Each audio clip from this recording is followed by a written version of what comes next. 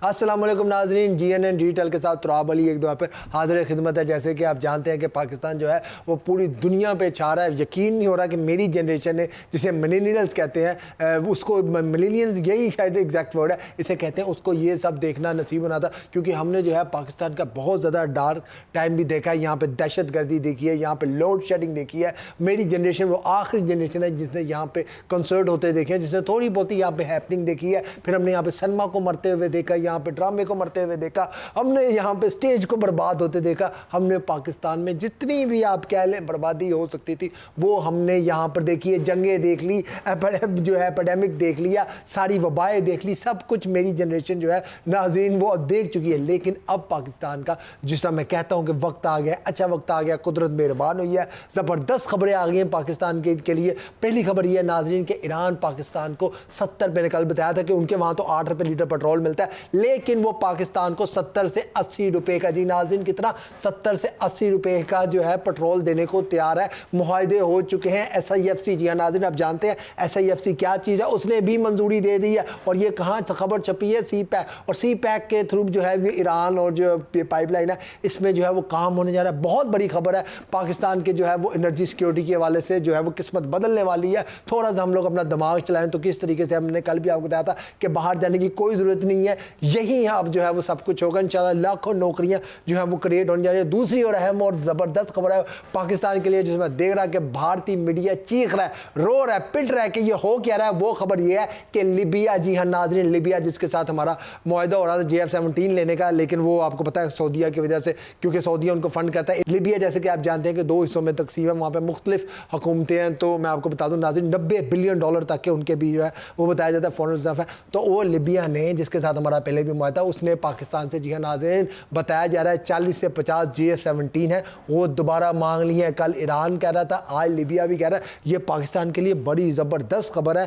تیسرا اور اہم خبر یہ ہے کہ کس طریقے سے آرمی چیف جو خبریں آ رہی ہیں آپ نے دیکھ لی ہوں گی کہ آرمی چیف کو جو ہے وہ قتل کرنے کا منصوبہ بنایا جا رہا تھا۔ کون بنا رہا تھا؟ شیطان یاہو بنا رہا تھا۔ اور یہ اگر خدا نخواستہ یہ ہو جاتا ناظرین، جو بتایا جا رہا ہے کہ اسرائیل نے پورا جو ہے پروگرام بنا لیا تھا کہ کیسے اس نے جو ہے جو پاکستانی وفد ہے اس کو ٹارگٹ کرنا ہے، تو پاکستان نے ان کو کیا جواب دینا تھا۔ بتایا جا رہا ہے کہ پاکستان میں ان پہ کوئی ایٹمی حملہ کر دینا تھا اور پاکستان دنیا کے نقشے سے ہی اسرائیل کو ختم کرتا۔ بعد میں کہتے تھے نہیں ایسی کوئی بات نہیں ہے۔ ویسے میں بتاؤں ایسی بات ٹھیک ہے، ابھی کوئی اس کا کوئی آفیشیل ڈینائل تو نہیں آیا یا اس کی کوئی آفیشیل ورژن تو نہیں آئے، لیکن میں بتاؤں اگر میری اس پہ کیا رائے اور جو میری بات ہوئی ہے کچھ اہم ملکوں سے ان کا کیا کہنا ہے۔ اور خالی آرمی چیف ہی ٹارگٹ نہیں ہے موساد کا، میں آپ کو یہ بتا دوں اب وہ جو ہے طیب اردگان کے پیچھے پڑ چکے ہیں، وہ قطر کی قیادت کے پیچھے پڑ چکے ہیں، وہ ان لوگوں کو بھی ایلیمینیٹ یا اسیسینیٹ کرنا چاہتے ہیں۔ اور موساد جسے آپ جانتے ہیں جو CIA کی بھی ماں ہے، اس کی یہ ہسٹری رہی ہے، یہ ان کا کام ہے دوسرے ملکوں میں جا کے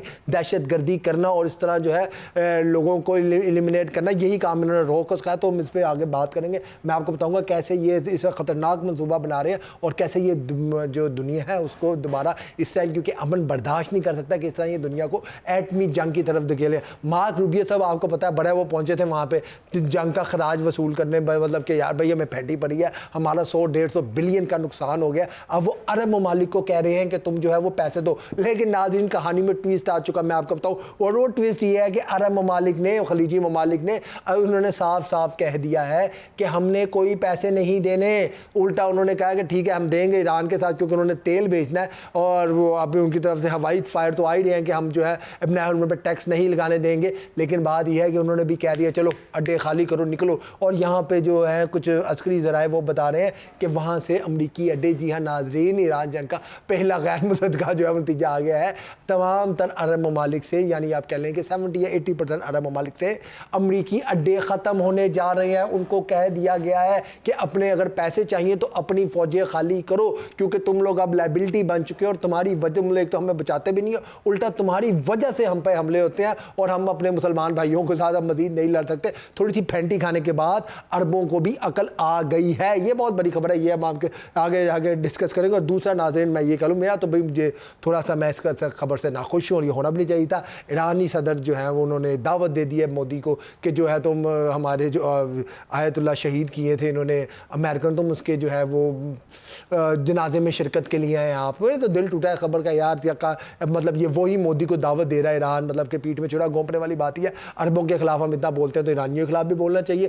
مطلب چھرا گھونپنے والی بات ہی ہے, ٹھیک ہے ہمارے بردر ملک ہے, لیکن آپ اس مودی کو آیت اللہ کے جنازے میں دعوت دے رہے ہیں جس نے ایک تردید نہیں کی. وہ جنگ سے ٹھیک ایک دن پہلے جا کے اسرائیل کے ساتھ کھڑا ہو گیا تھا, اور وہاں پہ مدر لینڈ فادر لینڈ جس طرح وہ پنڈورا مودی بولتا ہے, آپ کو پتہ ہے جاہل سا آدمی ہے, جیسے وہ بولتا ہے, اور وہ کہہ رہا تھا کہ ہاں, اور اس کے گماش کے جن کو مودی نے فالو کر کے رکھا ہوا ہے, اور یہ آریہ کیا نام ہے اس میجر کا, میجر گورو آریہ جیسے جو ہے شیطان صرف لوگ جو کہ دلتوں سے اور مسلمانوں سے اور پنجابیوں سے سخت نفرت کرتا ہے, وہ آدمی اس کو مودی نے فالو کر کے رکھا ہے. وہ کس قسم کی زبان استعمال کرتا ہے, اور بی جے پی کا موت پیچھے کس قسم کی وہ زبان استعمال کرتا ہے اپنا ایران کے خلاف, مسلمانوں کے خلاف.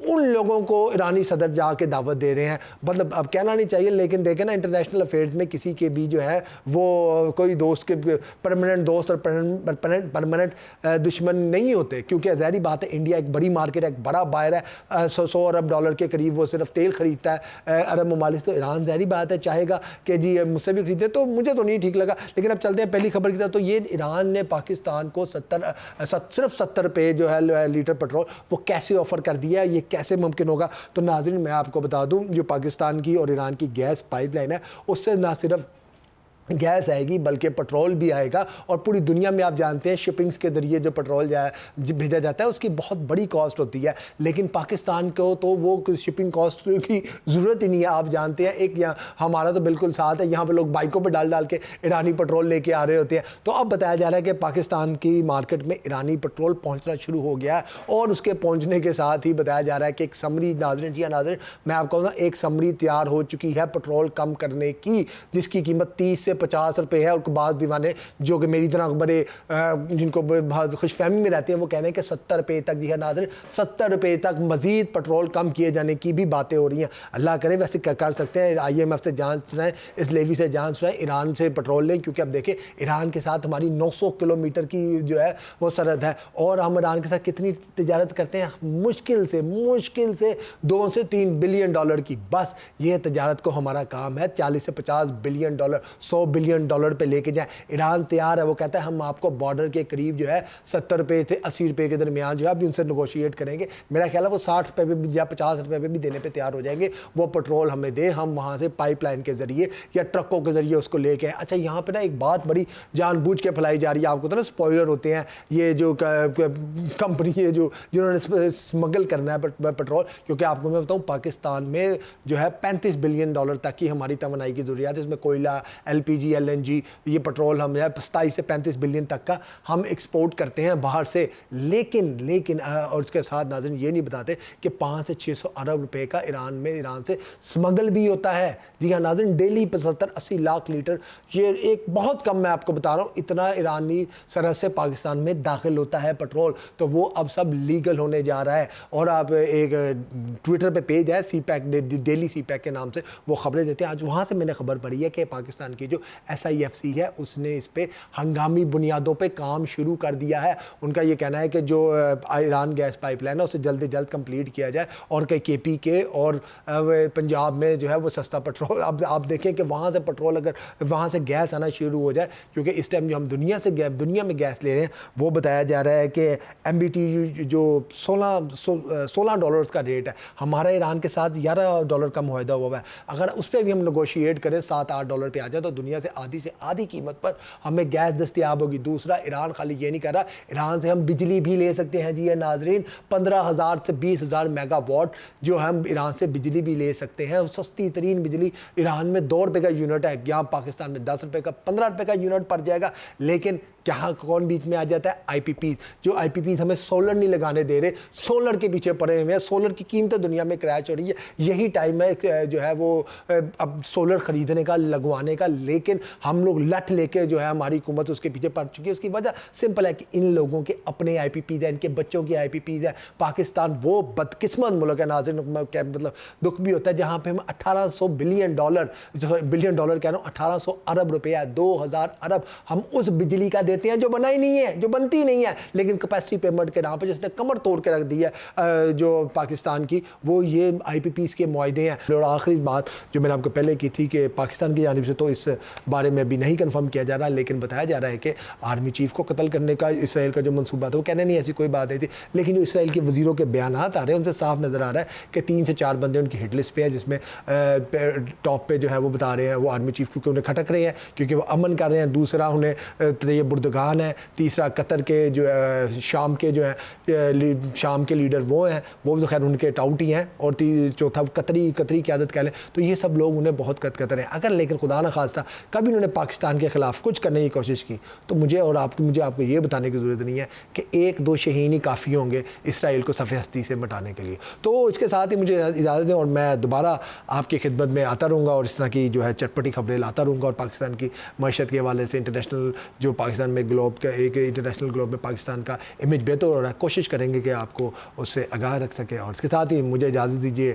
پاکستان زندہ باد.